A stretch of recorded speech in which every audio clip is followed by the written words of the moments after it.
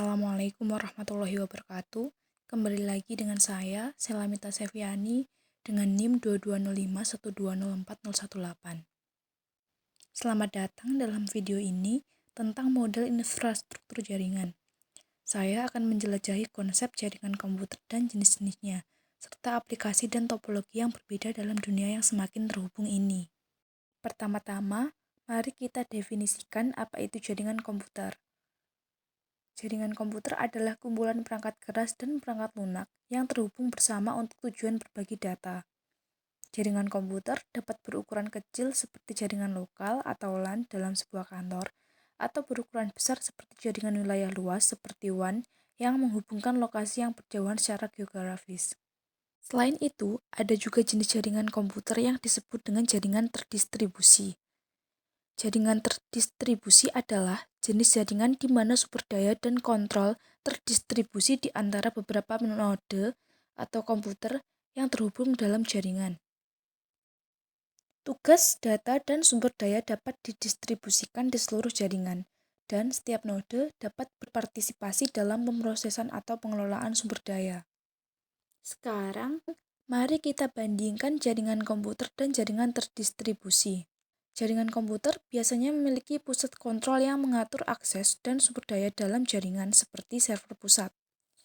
Sementara jaringan terdistribusi memiliki kontrol dan sumber daya yang terdistribusi di seluruh jaringan tanpa entitas pusat yang mengendalikan semuanya. Sekarang, mari kita lihat beberapa contoh penerapan jaringan komputer. Pertama, jaringan kantor digunakan untuk berbagi file, printer, dan sumber daya lainnya di kantor. Kedua, internet, sebuah jaringan global yang memungkinkan komunikasi dan pertukaran data di seluruh dunia. Dan yang ketiga, jaringan smart home yang menghubungkan perangkat rumah pintar seperti termostat, lampu, dan kamera ke jaringan untuk pengendalian jarak jauh. Selanjutnya, mari kita lihat contoh penerapan jaringan terdistribusi.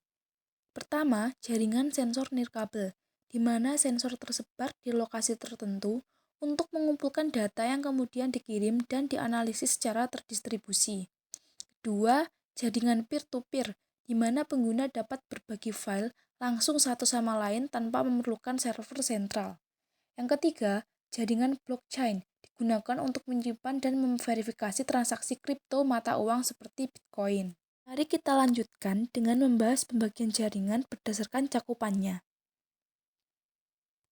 Yang pertama ada PAN atau Personal Area Network. Merupakan jarak sangat pendek seperti Bluetooth di antara perangkat mobile. Kemudian yang kedua ada LAN atau Local Area Network. Merupakan area lokal seperti kantor atau rumah. Yang ketiga ada MAN atau Metropolitan Area Network. Merupakan wilayah perkotaan yang lebih besar seperti jaringan kota.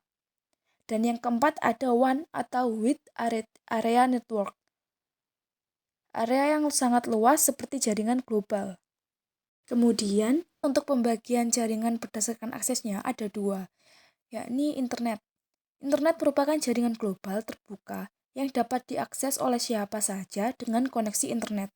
Ini dapat diakses secara publik dan digunakan oleh berbagai pihak di seluruh dunia. Yang kedua ada intranet.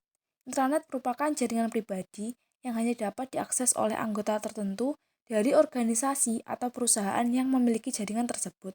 Aksesnya dibatasi dan biasanya memerlukan autentikasi.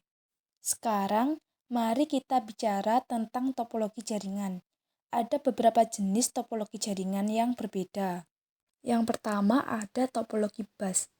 Kelebihannya sederhana dan hemat biaya dalam pemasangan. Cocok untuk jaringan kecil hingga menengah dengan perangkat yang terbatas. Kekurangannya, jika kabel utama rusak, seluruh jaringan dapat terganggu. Performa jaringan dapat menurun dengan penambahan perangkat.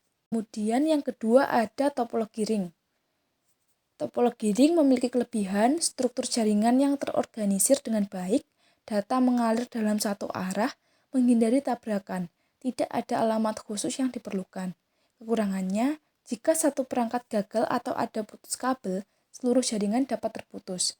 Memerlukan perangkat tambahan untuk menghubungkan topologi cincin menjadi topologi lain. Kemudian yang ketiga ada topologi star. Topologi star memiliki kelebihan mudah dikelola, mudah untuk mendeteksi masalah. Jika satu perangkat gagal, perangkat lain dalam jaringan dapat terpengaruh. Kekurangannya tergantung pada titik pusat, switch atau hub yang jika rusak akan mengganggu seluruh jaringan. Yang keempat ada topologi extended star. Kelebihannya menyediakan fleksibilitas tambahan dengan menambahkan lebih banyak perangkat pada setiap titik bintang.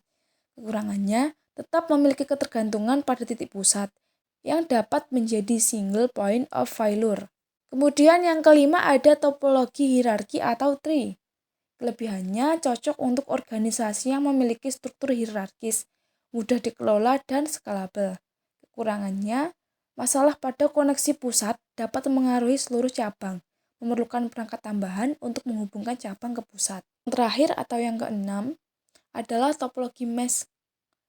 Kelebihannya sangat andal dan tahan terhadap kegagalan, memungkinkan banyak rute alternatif.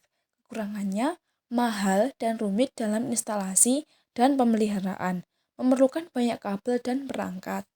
Pembagian jaringan berdasarkan penggunaan kabel. Dalam jaringan berkabel, perangkat-perangkat dihubungkan satu sama lain dengan menggunakan kabel fisik. Kabel ini membawa sinyal elektrik atau optik yang digunakan untuk mentransfer data antar perangkat. Yang kedua ada jaringan nirkabel atau wireless. Dalam jaringan nirkabel, perangkat-perangkat terhubung tanpa menggunakan kabel fisik, tetapi mereka menggunakan gelombang radio atau inframerah untuk komunikasi data. Kemudian yang terakhir adalah pembagian jaringan berdasarkan siarannya. Ada 3 jenis siaran dalam jaringan. Yang pertama adalah unicast. Unicast merupakan data atau informasi yang dikirim dari satu pengirim ke satu penerima secara langsung. Metode yang paling umum digunakan dalam jaringan dan dapat digambarkan sebagai satu pemancar, satu penerima. Yang kedua ada broadcast. Broadcast merupakan data atau informasi dikirim dari satu pengirim ke sekelompok penerima yang telah ditentukan sebelumnya, memungkinkan pengiriman data yang efisien ke banyak perangkat dalam satu jaringan, dengan menghindari pengiriman data terpisah ke setiap perangkat. Yang ketiga ada multicast. Multicast merupakan data atau informasi yang dikirim dari satu pengirim dan diterima oleh semua perangkat dalam jaringan. Metode yang jarang digunakan karena dapat membanjiri jaringan dengan lalu lintas yang tidak perlu dan mengurangi efisiensi. Itulah beberapa konsep dasar tentang model infrastruktur jaringan yang telah saya bahas. Terima kasih telah menonton, semoga membantu. Sekian dari saya. Wassalamualaikum warahmatullahi wabarakatuh.